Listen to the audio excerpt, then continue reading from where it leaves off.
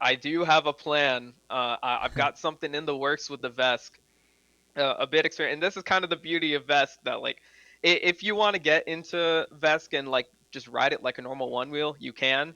Uh, if you're someone that actually does have the skills of like software programming, coding, you can dive into it basically as deep as you want. So I've got this remote here that I just got recently. It's just an e-skate remote with a throttle. But I'm gonna What? add in some code into the firmware that basically lets me use this to adjust the board's like nose tilt angle Oh. anytime I want on command.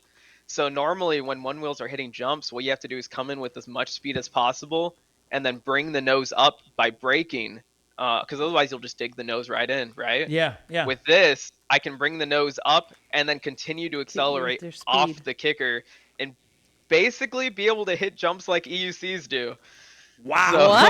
What? that's on paper. Yeah. Someone will have to have the guts to actually try it. Maybe it'll be me, maybe it won't be, but we're gonna see what we can do. But like immediately when you're saying that thing, you're already freaking some people like, wait a second, what can you do? You can program and write code. We probably should back up in the conversation of Vesc, For sure, for because sure.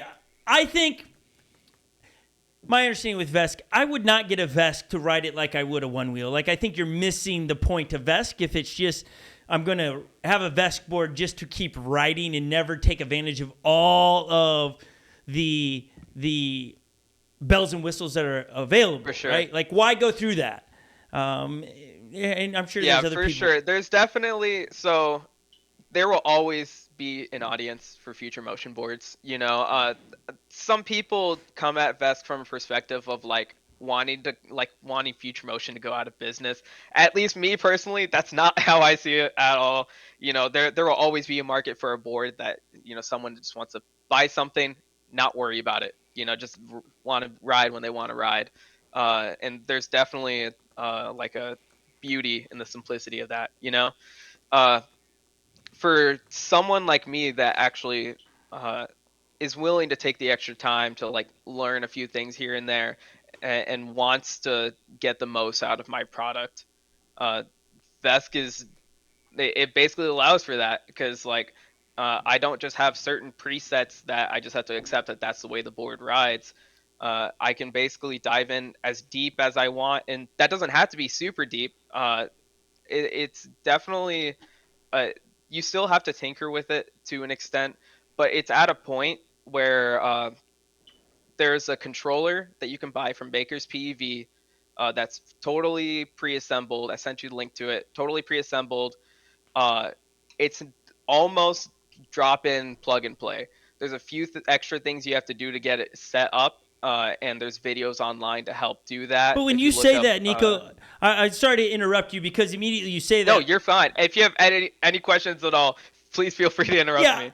because I think for those that hear that, like I want a Vesc, but then you hear there's a little bit more. Like, what are you talking about? Soldering stuff in? Or are you talking about you got to customize the plastic in? Right? Like when I remember when Hmm. when Float Life came out with the shorter board, which is the growler, right? And they talk about you have to modify some things. People freaked out. They're like, "What do I have to modify?" And then you realize, oh, you just have to cut the little controller box that's in there already because you're Yeah. shortening it.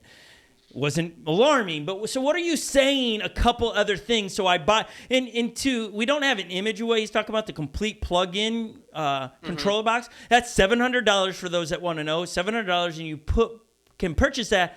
But what are you talking about? Are a couple other things? Is that explainable Uh, to the audience? so real quick, I'll clarify one thing. When people say Vesk, it's very easy to like see all this publicity on it and think Vesk is like a competitor to One Wheel or a company or something like that. Vesk is a very broad term, and that's just what we use to describe it. But Vesk itself is just the software side of it. The actual controller, like in the same way you have a future motion controller, Yep. there's I don't know number, but there's tons of controllers out there that are able to run Vesc software. Uh, for the most part, when we're talking one wheels, what most people are running is something called the Little Fokker. So that's sold by Makers PEV. And if you go onto the website, go into DIY bundles on their website, they have a controller you can buy that's basically just like this. You just plug it into your one wheel, and if you've never taken apart a one wheel, it's pretty nuts and bolts. Just keep track of your screws. It's not terrible, It's and not there's videos terrible. online showing you how to do that. Uh, Really, to get up and running, all you have to do is throw that in. On the battery side, for a one wheel, your battery has the battery and then a BMS, which is something that just helps keep the battery healthy, in simple terms, long term.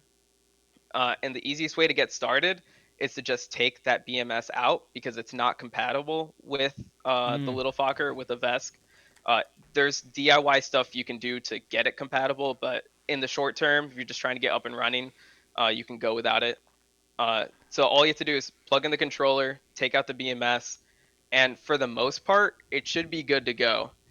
There's a few things you might run into an issue here or there that there's videos online that show how to solve those, and at the end of the day, there will still be at least some kind of aspect of you have to be willing to, like, if you run into an issue, to ask questions Right. and figure out how to solve it. But the community is growing more and more. There's constantly going to be new, like, documentation and videos people are putting up to make this whole process easier and easier. So it's definitely, you can take it as simple as you want.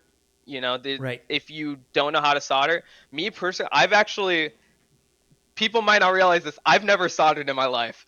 Like, that's not something I've ever. I'll probably learn at some point, but I just don't know how. It's not something you need to do. There's even a DIY kit that Makers PV sells where you actually build the controller yourself. It's not pre-assembled, but that still doesn't require any soldering. They just give you the controller and all the connectors.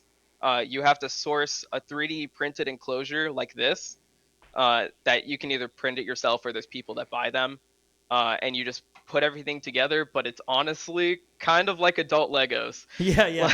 Like, Yeah. as long as you're willing to take the time to watch a few videos here and there, ask questions if you need it, people are willing to help walk you through things step by step, and it's honestly not a terrible process. Yeah, and those parts you're talking about, here's a picture of those parts that you're talking about. Again, when you search online, the whole pre-done controller is $700. If you purchase just this, I think this is between $300 to $350 for all these parts, and then you'd have to plug them in and then have someone or yourself, if you have a 3D printer, print the controller box to put all of those in, and then follow Pretty much.